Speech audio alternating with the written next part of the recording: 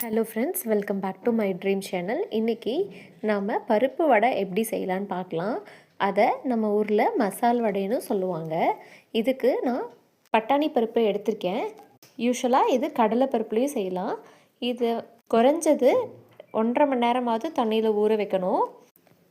இப்போ நான் ஒரு சொம்பு தண்ணி ஊற்றி இந்த பருப்பை ஊற வச்சுக்க போகிறேன். மசில் கெயின் பண்ணணும்னு நினைக்கிறவங்க, வெயிட் கெயின் பண்ணணும்னு நினைக்கிறவங்க, முக்கியமாக வெஜிடேரியன்ஸுக்கு ஒரு நல்ல ப்ரோட்டீனாக இருக்கும். இந்த பருப்பு பார்த்திங்களா, இப்போ நல்லா ஊறிடுச்சு. இப்போது நம்ம இதை கொஞ்சமாக இப்படி எடுத்து வச்சுக்கலாம். வடை சாப்பிடும்போது நல்லா கிறிஸ்பியாக இருக்கணுங்கிறதுக்காக தான் நான் கொஞ்சம் எடுத்திருக்கேன். மீதி இருக்க பருப்புலாம் தண்ணியை ஃபில்டர் பண்ணிவிட்டு நம்ம ஒரு மிக்ஸி ஜாரில் ஆட் பண்ணிக்கலாம்.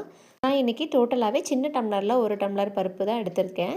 காரத்துக்காக 2 வரமிளகாயும், ஒரு துண்டு இஞ்சியும், 4 பல் பூண்டும் ஆட் பண்ணியிருக்கேன். வாசனைக்காக சோம்பு 1/2 ஸ்பூன் ஆட் பண்ணிக்கலாம். தேவையான அளவு உப்பு. இதை நல்லா தண்ணி ஊற்றாமல் மிக்சியில் போட்டு கொஞ்சம் கொரகொரப்பாக அரைச்சி எடுத்துக்கணும். தண்ணி மட்டும் ஆட் பண்ண வேண்டாங்க. பல்ஸ் மோடில் நல்லா 2 தடவை திருப்பிட்டு அதுக்கப்புறம் கிரைண்ட் பண்ணோம் அப்படின்னா இந்த மாதிரி கொரகொரப்பாக நமக்கு வடை பேட்டர் ரெடி ஆகிடும். இது கூட நான் நறுக்கி வச்சுருக்க ஒரு வெங்காயம், கொஞ்சமாக கருவேப்பிலை, கொத்தமல்லி தலையை ஆட் பண்ணிக்கிறேன். இது கூட தேவையான அளவு உப்பும் நம்ம ஆட் பண்ணிக்கலாம். இது நல்லா மிக்ஸ் பண்ணிக்கிற மாதிரி கலந்து விட்டுருங்க.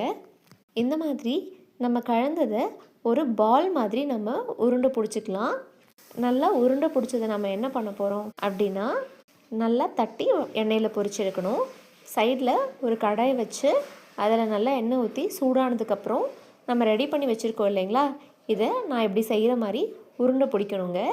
நல்லா தட்டி ஒவ்வொன்றா எண்ணெயில் போட்டுட்டு 2 பக்கமும் நல்லா பொன்னிறமானதுக்கப்புறம் எண்ணெயை வடிச்சிட்டு எடுத்தோம் அப்படின்னா நம்ம மசால் வடை வீட்டிலையே ரெடி ஆகிடும். யூஸ்வலாக ஈவினிங் டைமு இல்லை மார்னிங் 11 o'clock டைமு டீ கூட வச்சு சாப்பிடும்போது இது சூப்பராக இருக்கும்.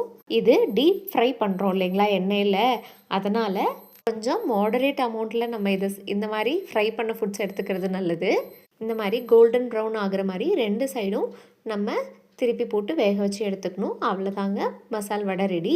சின்ன டம்ளரில் 1 டம்ளர் பருப்புக்கு நமக்கு 6 வடை கிடச்சிருக்கு. போதும், வீட்லேயே நம்ம ஈஸியாக ஸ்நாக்ஸை ரெடி பண்ணிக்கலாம். ஹெல்த்தியாகவும் இருக்கும். என்னடா 6 வடைன்னு சொன்னாங்களே, இப்போ 5 வடை தான் இருக்குதுன்னு பார்க்குறீங்களா?